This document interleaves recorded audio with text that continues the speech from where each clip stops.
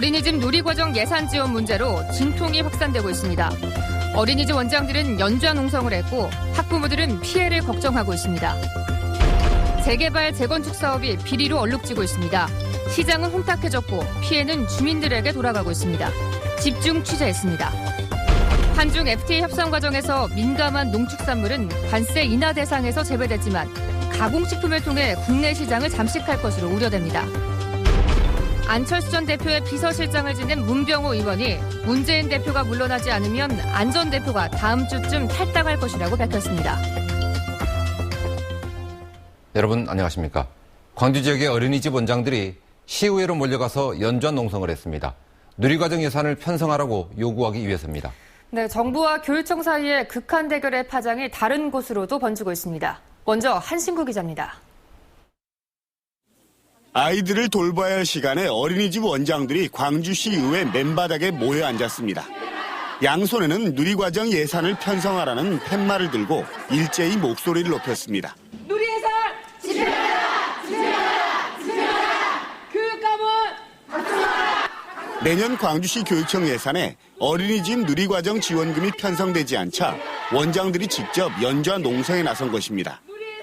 시교육청은 만 3살에서 5살인 아이들이 다니는 어린이집 보육 예산은 대통령과 정부가 책임을 져야 한다며 누리과정 예산을 한 푼도 반영하지 않아 집단 반발을 불렀습니다. 원장들은 정부와 교육청이 모두 다 무책임하다며 더 늦기 전에 대책을 마련하라고 촉구했습니다. 학부모와 또 좋은 누리 담당하는 교사들이 왜 불안해해야 되는지 그 이유를 시교육청에 묻고 싶고 정부에 묻고 싶습니다. 하지만 내년 정부 예산이 확정된 데다 광주시의회와 교육청도 예산 편성이 어렵다는 입장이어서 어린이집 보육 대란이 현실로 다가오고 있습니다. MBC 뉴스 한신구입니다. 이대로 가면 5살 아이를 유치원에 보내면 보육비를 지원받고 어린이집에 보내면 지원을 못 받게 됩니다. 당연히 유치원 수요가 늘겠지만 그만큼 수용할 수도 없습니다. 학부모들이 애가 타게 생겼습니다. 이어서 이계상 기자입니다. 내년에 5살 아이를 유치원에 보내는 학부모는 한 달에 29만 원씩의 보육비를 지원받습니다. 유치원 누리과정 예산이 편성됨에 따라 올해처럼 유치원 비용 보전이 가능해졌기 때문입니다. 방과 후 프로그램 사업비도 예산에 반영돼 아이를 부담 없이 종일반에 맡길 수도 있습니다. 지원을 해준 부분을 감소하면서 제가 또 조금 돈을 적게 벌더라도 아이를 조금 돌아볼 수 있는 그런 여유가 더 생기지 않을까요? 반면 어린이집에 아이를 맡기는 학부모들은 부담이 커졌습니다. 내년 정부 예산에서 어린이집 누리과정 사업비가 빠졌고 광주시 교육청도 관련 예산을 전혀 편성하지 않았기 때문입니다. 해법을 찾기 힘든 상황에서 학부모들은 어린이집에 아이를 맡긴다는 이유로 한 달에 30만 원 가까이를 부담하게 됐습니다. 추첨하면 떨어지는 경우도 있잖아요. 그래서 그렇게 되면 또 어린이집으로 보내야 되는데 어린이집에서는 지금 지원이 되니 안 되니 말들이 너무 많잖아요. 당장 다음 달부터 어린이집에서 보육 대란이 현실화될 가능성이 높지만 시교육청은 빠듯한 지방 교육 재정 탓에 어린이집 보육료 지원은 불가능하다는 입장입니다. 우리 정식 성적비를 빼면은 우리 그 남은액에서 58%를 차지해버립니다. 누리과정이. 그러면 우리 진짜 아무것도 못 해버립니다. 사업을. 어린이집 누리과정 지원의 책임을 정부와 교육청이 서로 미루고 떠넘기게 하면서 학부모와 어린이집들은 내년에도 소갈이를 할 수밖에 없게 됐습니다. MBC 뉴스 이계상입니다. 이런 가운데 광주시의회 교육위원회는 시교육청이 제출한 유치원의 누리과정 예산 598억 원을 오늘 전액 삭감했습니다. 이로써 내년 광주 지역의 누리과정 예산은 한 푼도 반영되지 않게 됐습니다. 광주시의회는 오늘 14일에 예결위원회를 열어서 누리과정 예산안 등을 심의할 예정입니다.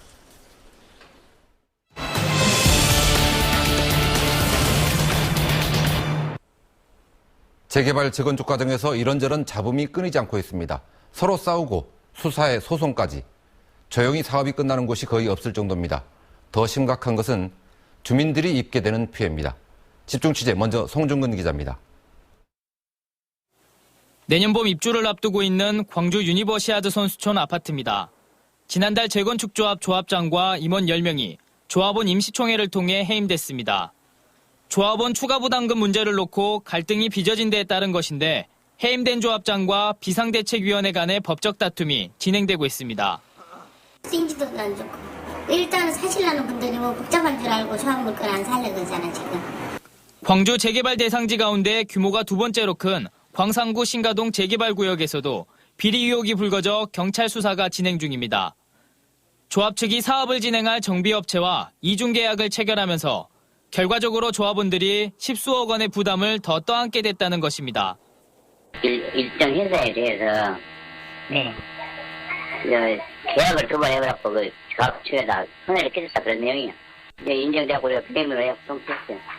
광주 지역 최대 규모의 광천동 재개발 사업도 최근 시공사 선정까지 마쳤지만 일부 주민들은 아예 사업 자체를 무효화해달라는 취지의 행정소송을 제기해놓은 상태입니다.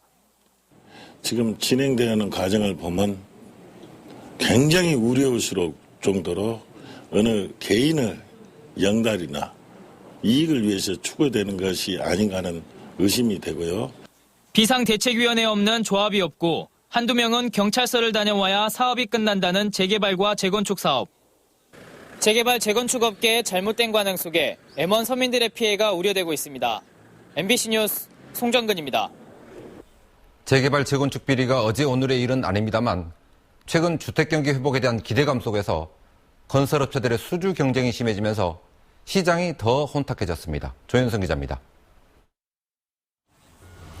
지난 여름 광주 염주주공 재건축 사업의 시공사 선정을 앞두고 주민에게 돈 봉투가 뿌려졌다는 의혹이 제기됐습니다. 경찰 수사 결과 사실로 확인됐습니다. 재건축 아파트 사업 홍보를 전문으로 하는 컨설팅 업체 직원이 모 건설사가 시공사로 선정될 수 있도록 도와달라며 100만 원이 든 돈 봉투를 뿌린 것입니다. 거기에 누구든지 못하게 돼 있어요. 도심이 주거환경정비법에도 해갖고 기소 의견을 송치했어요. 최근 문제가 불거진 광주 계림 4구역 재개발 사업지에서는 업체 간 입찰 담합 의혹이 제기됐습니다. 시공사로 선정된 건설업체가 올해 초 입찰 과정에서 발송한 이메일입니다. 첨부 파일에 당시 함께 입찰에 참여했던 경쟁업체의 사업 참여 제안서와 마감제 목록이 들어있습니다. 그러니까 조합원들이 정상적인 방법에 의해서 선택할 수 있는 게 아니고 한 회사의 일방적인 주장에 의해서 선택할 수밖에 없는 현상이다. 현실이다. 그게 담합이다. 이미 이제 아까 말씀드린 16일 날짜에 1월 16일에 이게 오픈이 된 자료이기 때문에 그래서 이렇게 오니까 그냥 파일을 좀 나한테 보내주라. 그래서 제가 받아서 보내준 거죠. 경실련에 따르면 재개발 재건축 사업의 부패 유형 가운데 시공사 수주를 위한 부패 비중이 28%로 가장 높았습니다. 검은 돈이 오가거나 수주 과정에서의 불법, 탈법 행위는 결국 공사비 부풀리기나 공사비를 낮추기 위한 부실 시공으로 이어지기 십상입니다. 분들이 현혹시켜서 각종 거짓말을 하고 또 그게 제대로 안 됐을 경우에 서류도 조작하고 뭐 여러 가지 비리라든지 문제를 계속 유발시키죠. 때문에 일부에서는 재건축 재개발 업계에 구조적인 비리 수사를 전담할 상설 수사 조직의 필요성까지 주장하고 있습니다. 광주 지역 재개발 재건축 대상지 48곳 가운데 현재 조합이 설립된 곳은 모두 28곳으로 이 가운데 10곳이 시공사 선정 작업을 남겨두고 있습니다. MBC 뉴스 조윤성입니다. 한중 FTA가 오는 20일부터 발효됩니다. 정부는 농축산업의 경우 관세를 유지하는 품목을 늘려 피해를 최소화했다고 합니다만 사정이 그렇게 간단하지 않습니다. 가공식품이 관세가 인하되기 때문에 우회적인 방법으로 얼마든지 우리 시장을 잠식할 수 있습니다. 김양훈 기자입니다. 양파밭이 끝없이 펼쳐진 들녘. 해마다 들쭉날쭉한 가격 때문에 농민들의 근심이 가시질 않고 있습니다. 여기에 중국산 농산물 빗장까지 열린 상황. 마늘, 양파가 끝이 안 보인다고 그러거든요. 그런데 그런 데서 물량이 우리나라의 10%만 돌아도 우리나라 물량은 바로 죽을 수밖에 없는 구조로 돼 있습니다. 양파와 마늘 등의 관세는 현행대로 유지됐지만 이들 채소를 이용해 만드는 혼합 조미료 관세는 지금보다 낮아졌습니다. 여기에 김치의 관세까지 줄었습니다. 지금도 대부분의 식당에서 중국산 김치를 쓰고 있는 상황에서 전남 지역 채소와 양념류 소비 감소는 불가피해 보입니다. 생산비 절감 대책이라든가, 그다음에 어떤 고령화되어 있는 농민들을 생각해서 집단화 규모화할 수 있는 이런 대책들이 빨리 품목별로 마련이 되지 않겠느냐. 축산물도 마찬가지. FTA가 발효되면 수급 조절을 위한 방안으로 수입이 확대되고 국내 축산물 가격 하락이 우려됩니다. 쇠고기와 돼지고기 등 축산물의 현행 관세율은 유지되지만 가공품 수입 등 우회적인 방법으로 인한 직간접 피해가 불가피합니다. FTA가 발효되지 않은 현재도 중국 농산물은 이미 국내 시장을 점령하고 있습니다. FTA 체결과 관계없이 연평균 한 5,200억 정도 전국적으로 감소액을 추정하고 있습니다. 이에 대비해서 저희 전라남도는 다각적인 방법을 수산물의 경우도 중국산 새우와 낙지, 바지락 관세도 20년 동안 점차 사라져 우리 식탁에 더 자주 오를 것으로 예상됩니다. 앞으로 관세가 감축될수록 중국 농수산물의 공세는 더욱 거세질 수밖에 없습니다. MBC 뉴스 김양훈입니다. 광주 지역 영유아 사이에서 성홍열이 유행하고 있습니다. 광주시 보건환경연구원은 지난 8월과 9월에 비해 최근 들어 환자 수가 3.5배 증가했다며 어린이집 등 집단시설 위생관리에 각별한 주의를 당부했습니다.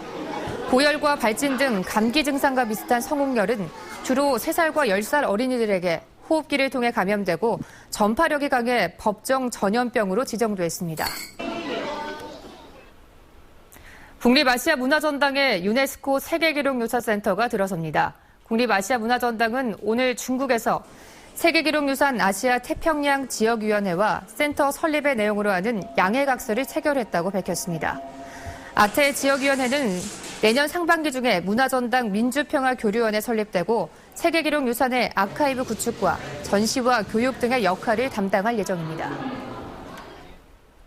안철수 전 대표의 비서실장을 지낸 문병호 의원은 문재인 대표가 이번 주까지 대표직에서 물러나지 않으면 안철수 전 대표가 다음 주쯤 결단을 내릴 것이라고 말했습니다.